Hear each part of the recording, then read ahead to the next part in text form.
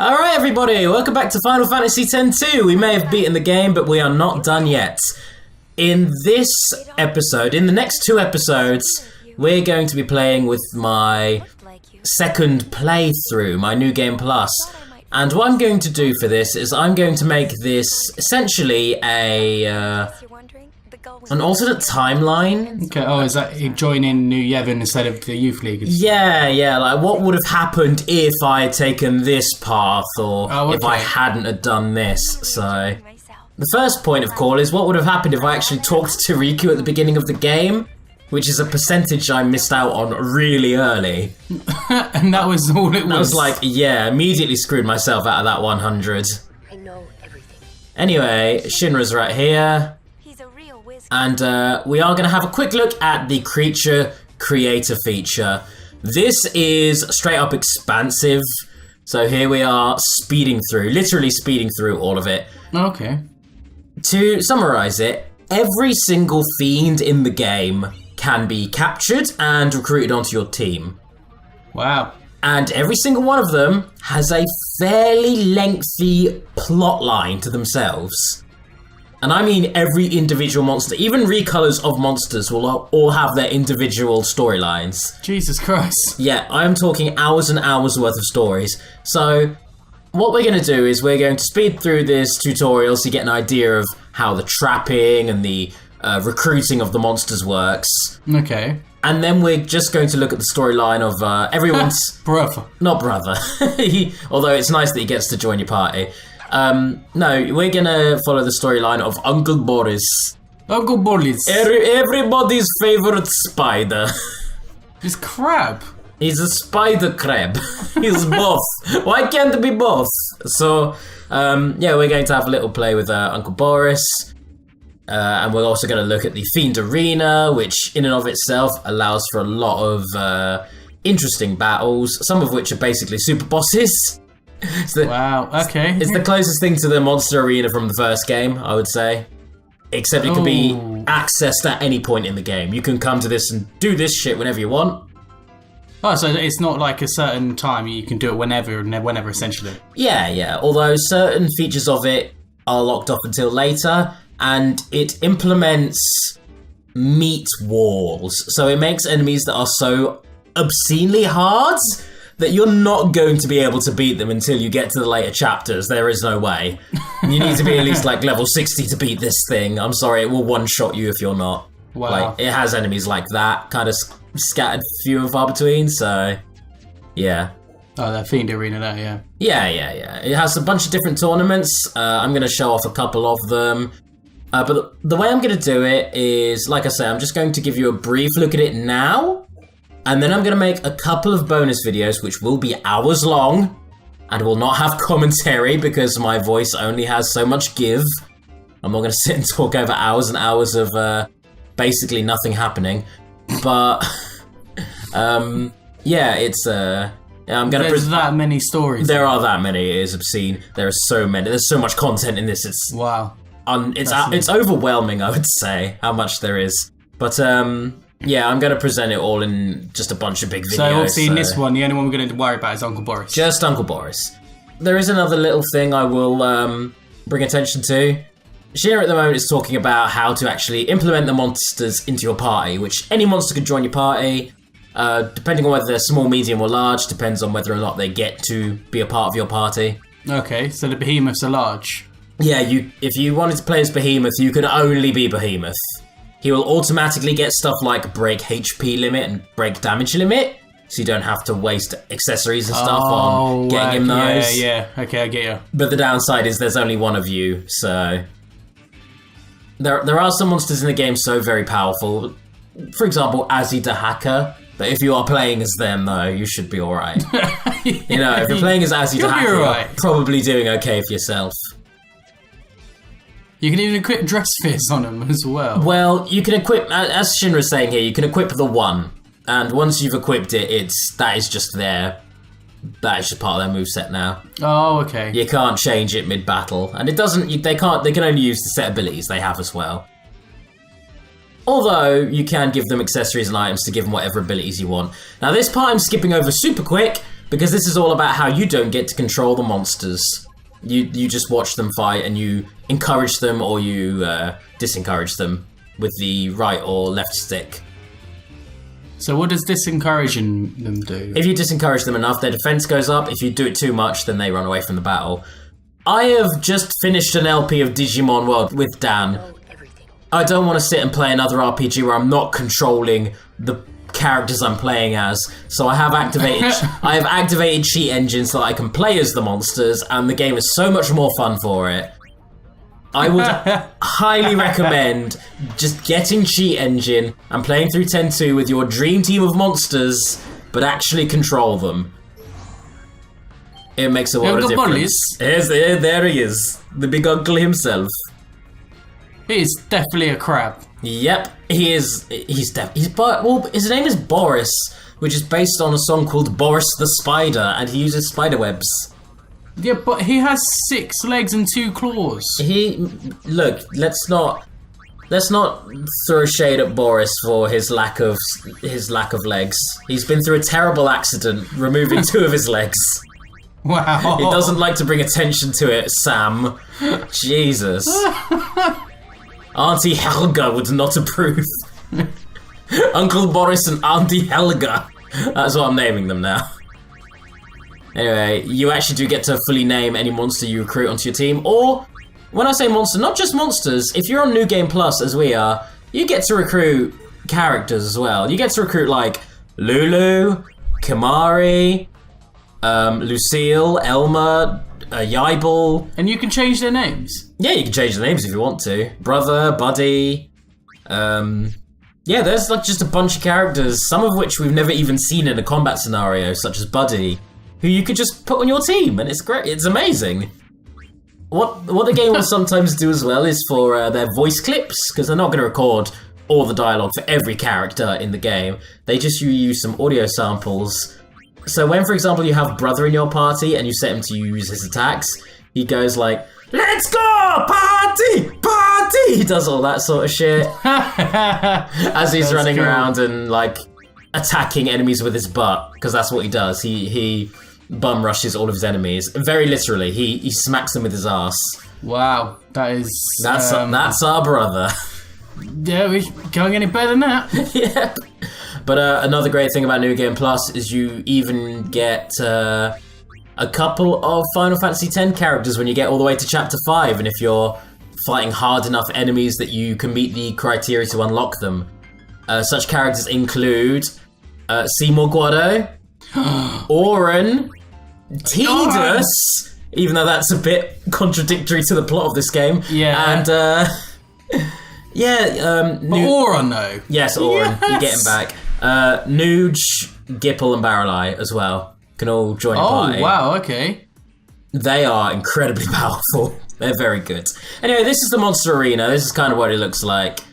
You're thrown in, and usually this would be a case of you battle a bunch of enemies, either with Unarico Pain or with your team of monsters who, for the most part, would be fighting by themselves and you just watch. But fuck that. No, I'm going to play this. I'm going to have fun playing this myself. Now, note that I get to take the garment grids from my last playthrough. That includes the garment grids that have Flare and Ultima and all that fun stuff on them. Okay. Also, I still have the Ragnarok, so I can give that to the Fiends so they can spam Flare and Ultima for free. That is what most of this time in the Monster Arena ended up looking like. Just Flare, Ultima, Flare, Ultima. I never need to see the animation for Ultima ever again. I have seen it that much. I have seen it at least 2,000 times, I would say. Jesus I think that's Christ. a reasonable ballpark of how many times I've watched that animation. Do you not get bored? Oh, half the time I'm like, I stop paying attention. I like just hold the attack button down and go off and do my own thing. Anyway, Boris is here absolutely trouncing this little gunsnake. Fuck you, gunsnake. Get down. So, yeah, I was really, like, umming and jumping forward to later battles. I was really umming and ahhing about how I was going to present, you know, all of this side of the game, because it is a whole other game in and of itself. Yeah. But I think that's the best way. Just a bunch of videos that you can watch at your leisure. If there are any fiends you're particularly interested in, you can find out their tales. I'll put in like timestamps so you can look up certain fiends and, you know, their own stories. And the only ones that I will leave in the main bulk of the LP are the important ones that unlock super bosses, essentially. Okay. Because there are certain monsters that you have to capture, level up a bit, and learn their stories in order to unlock certain things. Yeah, okay. And most human characters don't actually have a fiend story. They don't have a tale, so you could just, if you don't want to play as them, if you don't want them in your party... What are the arse shots in this place? I don't know. You just send them away. Anyway, I could read all of this in Boris's voice. In fact, I'm going to do exactly that. Don't believe all that you hear. Gah, please help, it is a bomb. It is getting bigger by the second. If it explodes, I do not know what we can do. Haha, oh, I got you again. You fell for it twice. You should be more skeptical. Oh no, you've got to save me. This is a Tomberry. He's over there. Slightly paraphrased. He has a huge knife. He's going to slice right into me. Hurry up and prepare for battle. Psst, you had enough? Oh, the look on your face is priceless. Oh, this is great. Oh, I'm everyone's favorite Uncle Boris. I'm such a trickster. Oh, I'm getting sad now. Boris is having a sad, reflective moment. I'm just fucking with you, Uncle Boris. Jesus Christ. Uncle Boris just does not quit, does he? Everybody's favorite uncle. I'll never get sick of this voice. You love it too much. I really do. And yeah, you essentially get those logs that you unlock every time you level up. So you have to level up your monsters 4 or 5 times in order to finish their tale. And then you get a cutscene, and then the monster's gone, leaving space for you to recruit more monsters and do the same thing again. Okay. Goodbye, Uncle Boris. Goodbye, Uncle Boris. It was lovely to meet... Why am I saying this in his voice? Bye, Uncle Boris. It was lovely to have you here. Even if it was just for one, like, round of tournaments. Look at him walking away so majestically. Everybody's favourite uncle. I'm glad that we got to revisit him in this LP. We beat him up so hard last time. Oh no, help! I am in trouble! And Shinra's like, yeah, fuck off. I'm not stupid, bye! Oh no, it's the Uncle Boris who cried wolf! Uncle Boris is in danger! Whatever will he do? Blair. Well, yeah. Poor Uncle Boris, he actually gets killed. A lot of fiends die at the end of their fiend tale. It's quite sad. Aww. Yeah, a lot of them pass on to the far plane as well. Some of them are quite cute. Like, some of the fiend tales can be really adorable when it's like a character sacrificing themselves. But then you have Uncle Boris who was just fucking with you! He got you again! Oh, brilliant. So here's Shinra flying in to actually save Uncle Boris properly.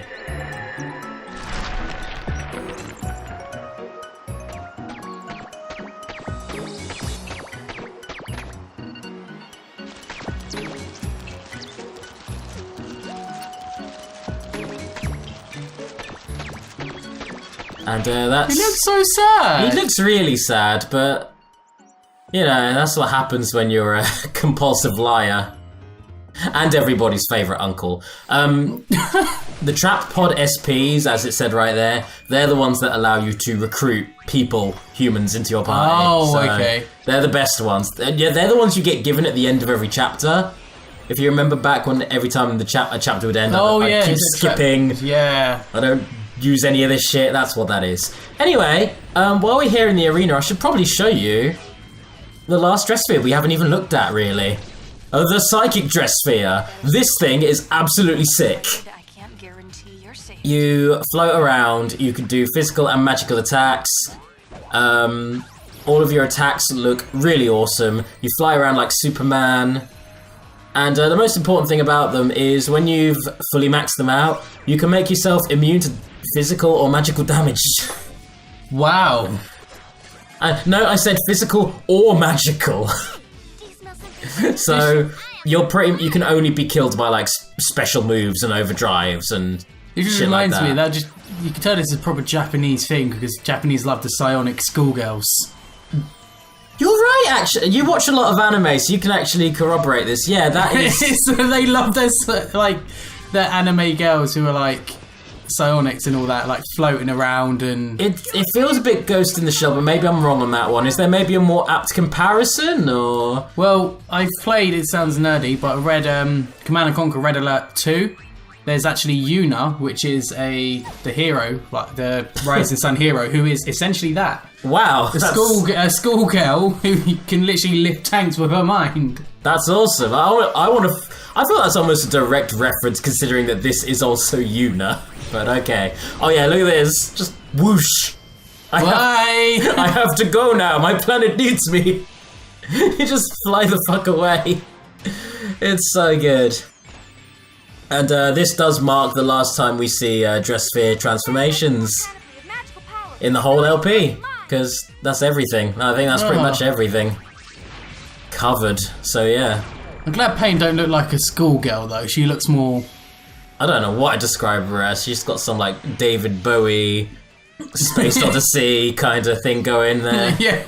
Not that I'm complaining. I'm very happy with that. Don't say a word. Riku looks like the proper. She is like full on, yeah, Japanese schoolgirl. Yeah. Whoosh! They remind me of Powerpuff Girls. Oh my god, they really are!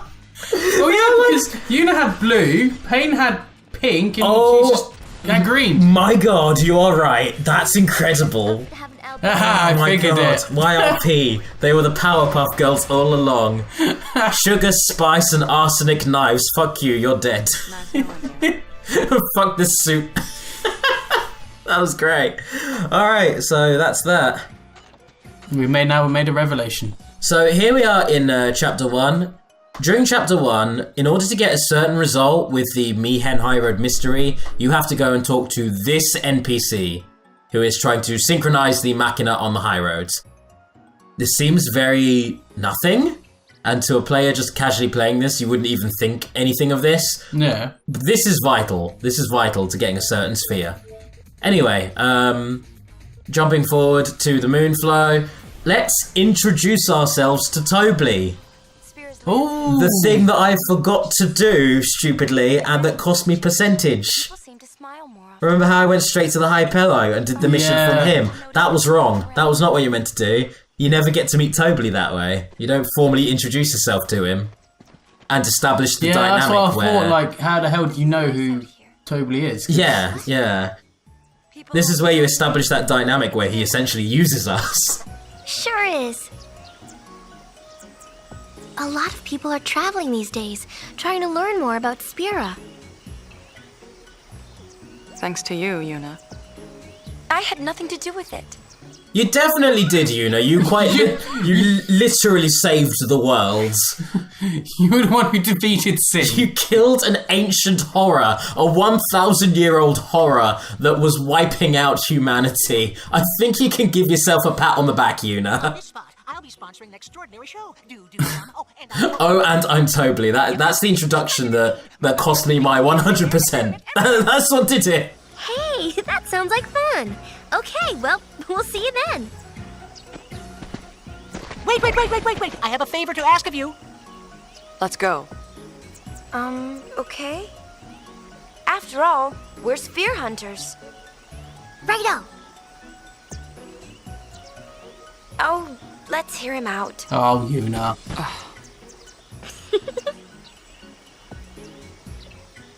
Oh, here's the thing, you see. My able assistant hasn't come back. From Luca, of course. Where else? He went to fetch some supplies, which are vitally, crucially important for the show, you see. Go check on him, right? Oh, quite. Why ask us? Because you are sphere hunters, and sphere hunters hunt spheres. That settles it. Oh, I'd better do this so I can get the gun mage dress sphere. Oh wait, I'm already annihilating everything in my path with my gun mage sphere.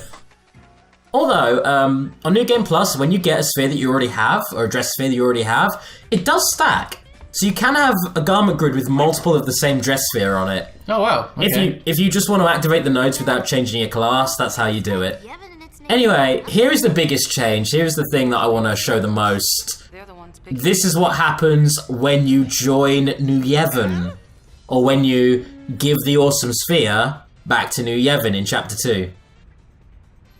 So yeah, here's how the scene plays out in this case, and knowing what we know now, this is actually the smarter choice, because before, we were giving the sphere to the guy who was currently being possessed by Shuyin.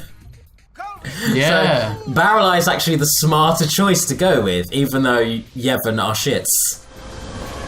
Wow, they're pulling out all the stops. I wonder why. You're the High Summoner, remember?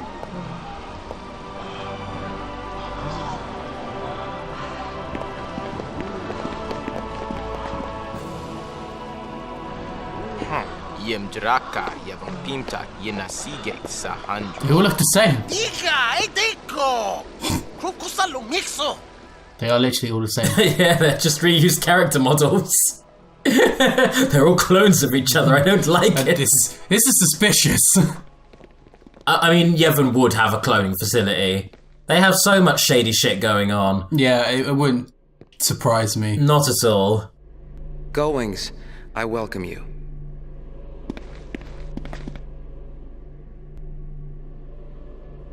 This is the sphere from Kilika Temple. Thank you. It's not every day you meet hunters who are willing to bring back a sphere they stole. Well, it's a long story.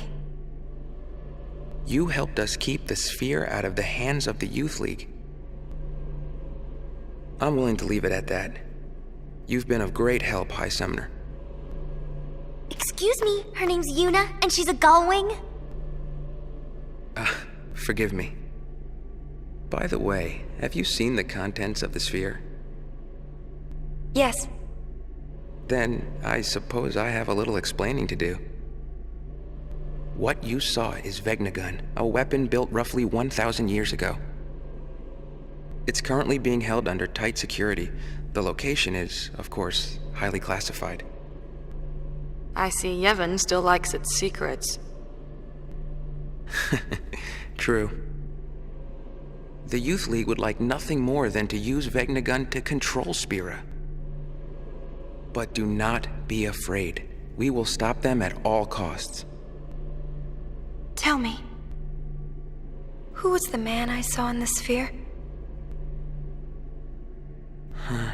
I couldn't say. I see. And then we get our shit stolen by LeBlanc, and Chapter 2 continues as usual. Yay. However, there is one difference. If you go to the Youth League, while you're against them, they get a lot more militant. Sir! Red alert! What were you thinking, Lady Yuna? How could you give the spear to Yevon? Some of the more hot-headed among us have convinced themselves that the Gullwings are the enemy. You've got hasty friends. Exactly. They are too hasty in their judgment, but I still have faith in you, Lady Yuna. Oh, go on, Yable. Yeah, you can always trust Yable to be a cool guy. When does he find time to breathe? So, even though Yable is going off to vouch for us, we can still go ahead and accost the Youth League base as part of our mission. Why we're doing it is never really... it's not really made clear, but yeah, if you want, you can go ahead and fuck with the Youth League. Let's go. So you just beat him up? You just run through and beat them up. That you do. But, yeah, while we do that, there is one thing that I actually forgot to do in the another thing I forgot to do in the original playthrough, which is come to the Den of Woe in Chapter 2. Obviously, the scene plays out slightly differently if Nuge is on your side, but the gist of it is the same. I see the Gullwings have guts. Our League members are out for blood. This is no place for pawns of Yevon. Pawns? The Gullwings work for no one. That is just the problem. The calm comes and suddenly Spira is full of kids playing pirates. Why, you... Riku! Never thought you'd end up a sphere hunter. Here, take this missable sphere. Bye. It's yours. Happy hunting. Oh, it's one of the Crimson Spheres. Yeah, it's the only one I missed. It's the one I forgot. Sorry, everyone. Whoa, you know him? Why should you care? Come on, there was something between you two, right? Riku! I'll say this once, okay? I consider you friends and I trust you. I even respect you, alright? I would think that'd be enough. Well, yeah, but don't you ever want to know more about your friends? Not really. Well, I do. I do want to know more about you. What for? Who cares what happened in the past? There was something. Come on, Pain. You can Just gave yourself away there, Pain. You disappoint me, Yuna. I thought you were above all that. Well, not anymore. I like asking questions. You'll lose friends. You think so? Never mind then. Oh, and I was looking forward to hearing the good stuff. Confessions of a shady past. You're a pain. -4 respect points, Riku. Uh-oh, how many points left? 47. That's not a whole lot, is it? I love the passive-aggressive notion that she's actually keeping a mental tally chart of how much respect she has for you. That's so catty, I love it. I kind of still want to know what happened. That's 46. Pain is the best. I kind of love Pain in this game. Anyway, if we carry on through, Lady Yuna, say we it bump ain't into so. Elmer. You didn't really give the sphere to New Yevon, did you? Sorry. What did you go and do that for? All right, men, we stop him here. Well, better kick the shit out of you. I am a captain after all. Don't want to set a bad example by running away. Boss fight. Although, the party's not as it usually is, since we have Blue Dad with us for a cameo appearance. Blue Dad is just there. Blue Dad is here, and he's gonna go ahead and throw an ultima at these chumps. Here's the animation of which I'm incredibly sick. Yep, seen this a few too many times now. But you know what, when you can do that much damage this early in the game, it's kind of worth it. Just one-shot everything. Jesus. At level 10? I did that much damage at level 10, Jesus. It's ridiculous. It is, and I love it. Alrighty, well, let's run right up to the headquarters, and wouldn't you know, Chest. they've blocked the bloody elevator. I bet Yaibel did this. He didn't want us to get involved in the fight. Bloody chest right there. As you pointed out, thank you, Sam. You're welcome. You missed it. No, I think I did. Unless it sends me back to the ship automatically, I did go back and get it. Buddy here. No, there's a chest right there. No, no. Oh, it doesn't matter anyway. Fuck it. Moving on. Here we are, still in chapter 2. You have to walk into the travel agency and see Rin walk away there. That is required. It didn't even seem like a thing that happened, but that is required. You needed to do that. Seriously? Yes. You need to go for oddly specific things to get that desired result. Wow.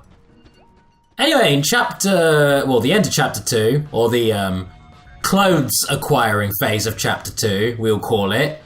This is what happens if you approach the hot springs directly instead of taking the upper path. Can you believe there's a hot spring up here? Ugh, it's like the Ronso's private getaway. Think it's okay? Ditching work like this? We need to find that thing pretty soon.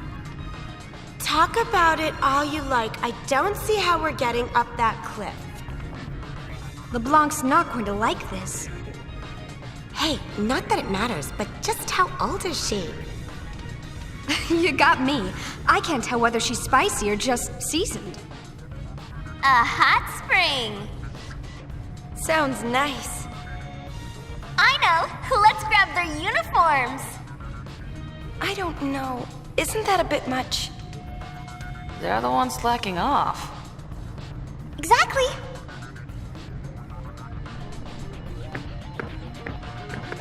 Hey, you again!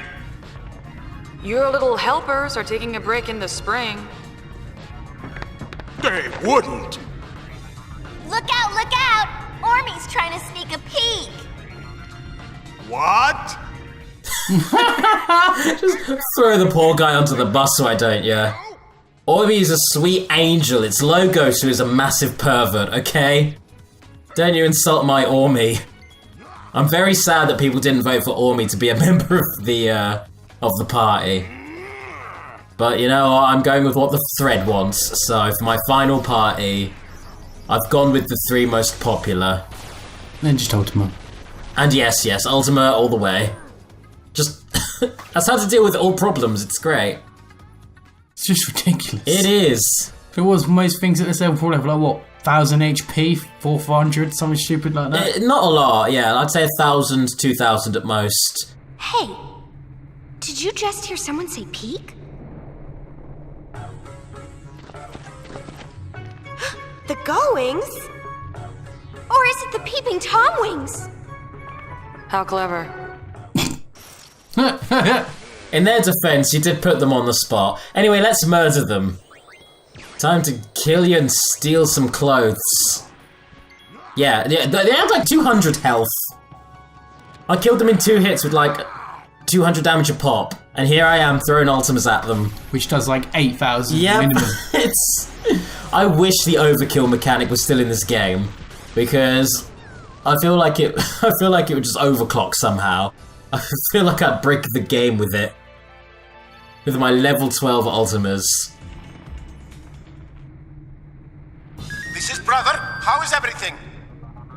Mission accomplished. We found ourselves a uniform. Roger, we're on our way. I will say, I'm obviously not playing the whole game 100% all over again. I am just going to the important parts for this particular recording session, yeah.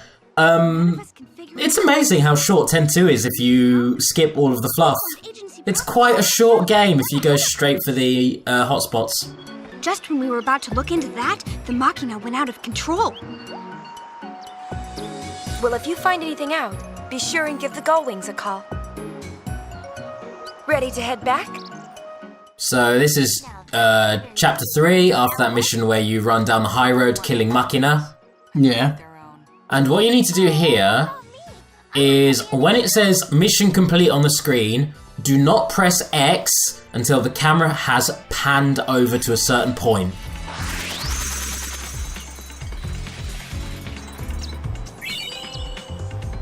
Wait for it, just to be sure. Wait for it.